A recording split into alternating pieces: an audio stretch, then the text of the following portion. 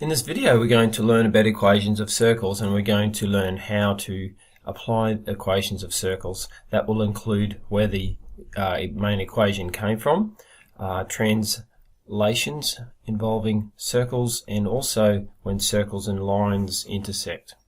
So we have a circle there, and it might remind you if you've studied trigonometry of the unit circle, but this one's not necessarily a unit circle. R doesn't equal 1. We just left it as R. It can be any positive value. So we have R, and you can see that the radius, as it tracks around, it will have a vertical component and a horizontal component. The vertical is Y, the horizontal is X, and that would correspond to a point which we might call P on the circumference, which would have the coordinates X, Y. So we can see that we could apply, to get an expression involving R, the radius, we could apply Pythagoras' theorem. So we know Pythagoras' theorem applied in this case would be the hypotenuse squared, which is R squared, plus the sum of the squares of each of the short sides, which should look like that. So we got R squared equals X squared plus Y squared, and that indeed is the basic equation of a circle. So that needs to be noted. That is the base equation that describes a circle. If you need to find a Y value and you have R and X, it's just a matter of rearrangement. So if we rearrange the above, Y squared equals R squared, take X squared.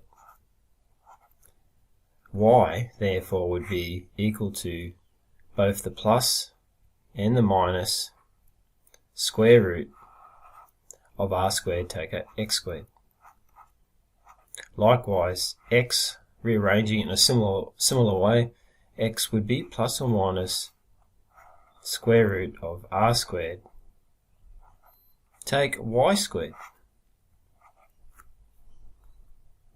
So if we are given a circle like this with its center at the origin, and we don't need to draw that right angle triangle in, but we can look at what the equation would be if we know the distance from the center out to the circumference, in other words the radius. Now that's 4 units, you can see, 1, 2, 3 and 4. So remember, R squared, the radius squared, equals X squared plus Y squared. R is 4, so 4 squared is 16. 16 equals X squared plus Y squared. So that's the equation of this particular circle, and that can be validated with technology. And so if we were given this equation in bright magenta there, 18 equals X squared plus Y squared. Well, what sort of circle would that produce? How could we draw the diagram of that, or the graph of that? So, well, these are, so far we've looked at ones where the center is 0, 0. We're going to later in this video look at other ones. The center is at the origin. So whenever the right hand side says X squared plus Y squared, the center is at the origin.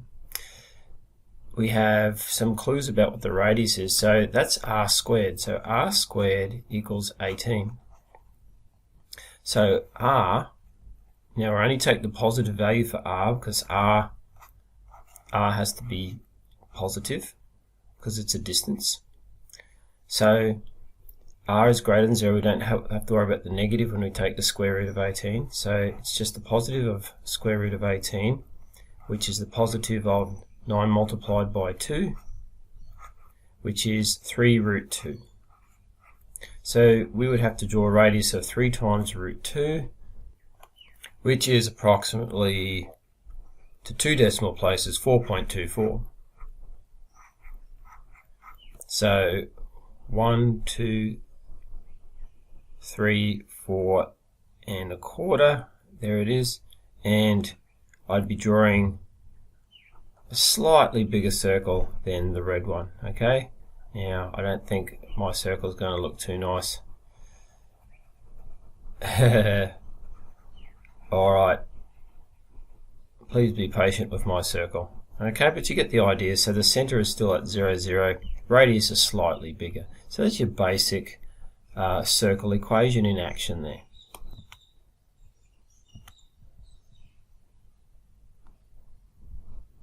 Okay, so these are not functions, all right? So these are relations, but they're not functions. Now, function is where, for example, you can take a vertical line anywhere through the graph of an equation and it will cut through once only. Now, that can happen on the extremes there. You put a vertical line through there, it'll cut through once in that spot. Same with that extreme there.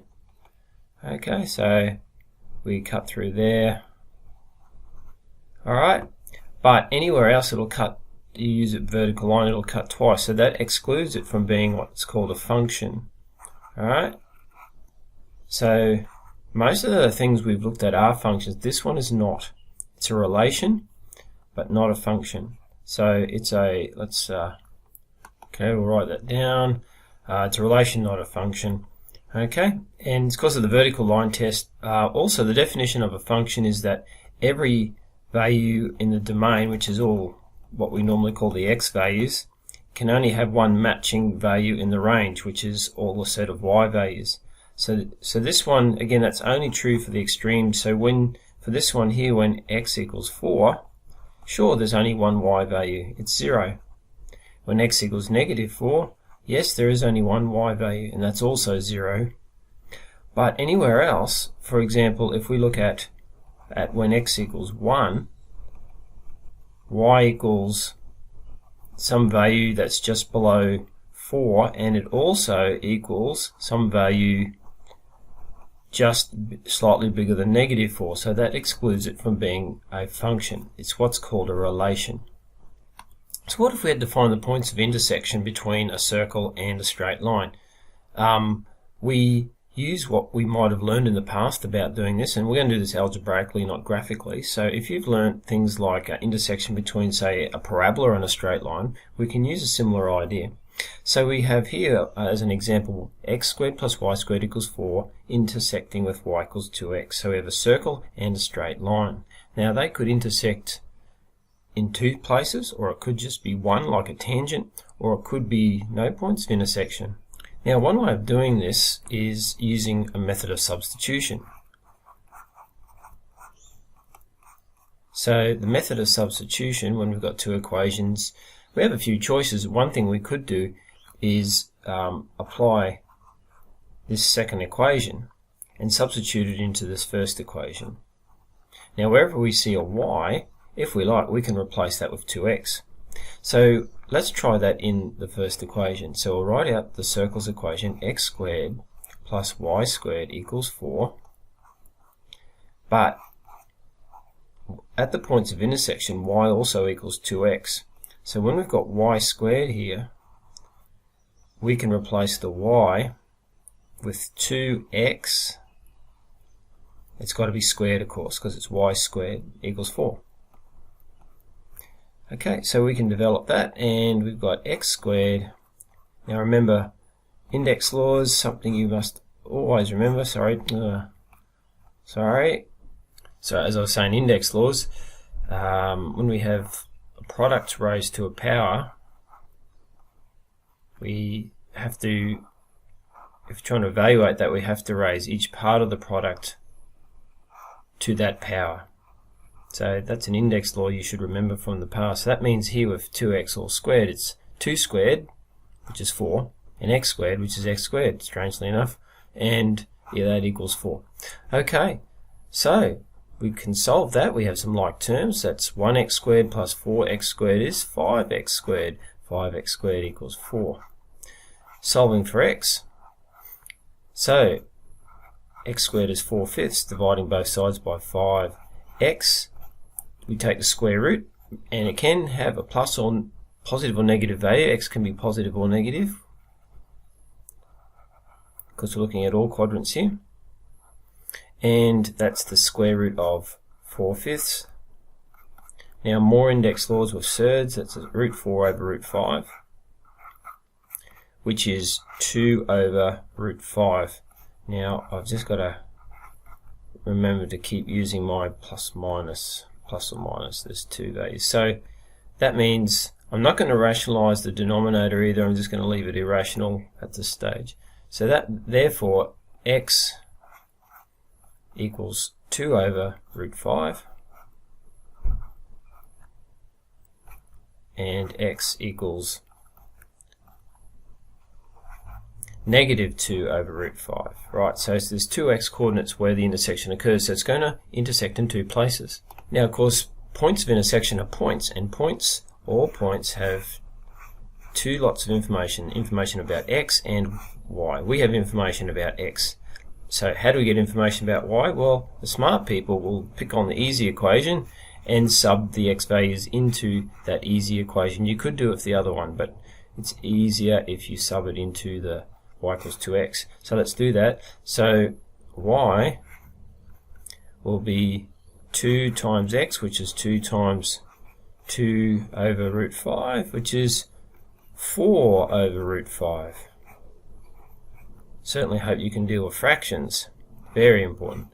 This one here, using negative 2 over root 5, is 2 times that when you sub it in to the equation, and we have negative 4 over root 5. So the actual points of POI, points of intersection, the first one is at 2 on root 5, comma 4 on root 5, and negative 2 on root 5, comma negative 4 on root 5. That's what it would look like in a diagram. You can see the points of intersection, the red line, which is the straight line, the blue circle, the points of intersection there. Note that because it's x squared plus y squared equals 4, the radius of that circle is 2.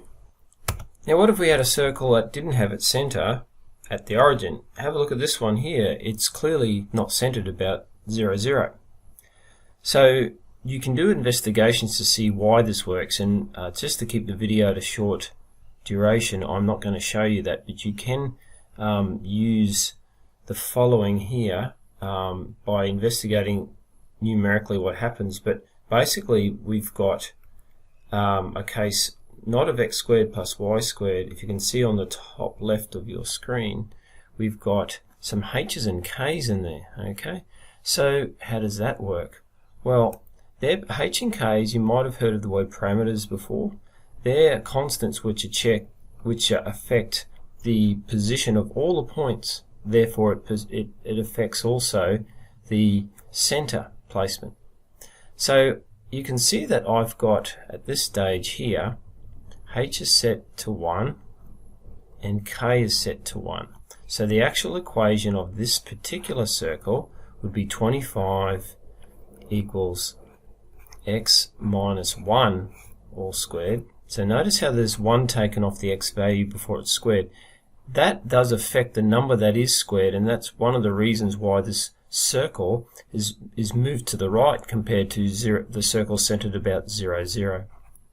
Likewise, y, now you can see k is set to 1, so it's y take 1 all squared. That will mean that because h and k are the center, okay, it's important to note that h and k are the center, so put them together as a point. H comma k is the center. H is 1 in this case, k is 1, so the center will be 1, 1, which is that point there. So now you can see, yes, it is, it's the center. Okay, so you can see where the radius would emanate from. So as we change that, the position of the circle changes. So we have a case, the general expression for an equation of a circle, which involves circles not just fixed at the center, is very important to note. R squared equals x minus h squared plus y minus k all squared. Okay, so we take h and k off the x and y values respectively, then we square them, and to cut a long story short, that's what moves all the points. Hence, the center is in a different spot. The center is given by hk. R, again, is the radius. So now we can see all three parameters in action. So R, I've got there, alright, I've got R, we've got that changing. You can see as I change the values, there's no such thing as a negative R, so really I should stop there. Okay, there. So R should only have positive values, and it's R squared in the equation. So if the equation was 49 equals, that would mean R is 7, like that. So that would be 49 equals x minus 1 all squared plus y minus 1 all squared. And we can see the effects of moving h, moves it left and right, transforms it left and right. You might want to note that. And k translates it up or down. So when k is negative, the circle sits with its center below the x-axis. When it's above 0, positive, the center sits above the x-axis. With h, it moves it, translates it left and right. If it's 0, it's symmetrical about the y-axis. But if it's positive, it's to the right, the center is to the right. It's negative, the center is to the left. There is another form for the equation of a circle which is beyond the scope of the course you're studying at the moment, but be aware that it's an expanded form you may come across one day in the future.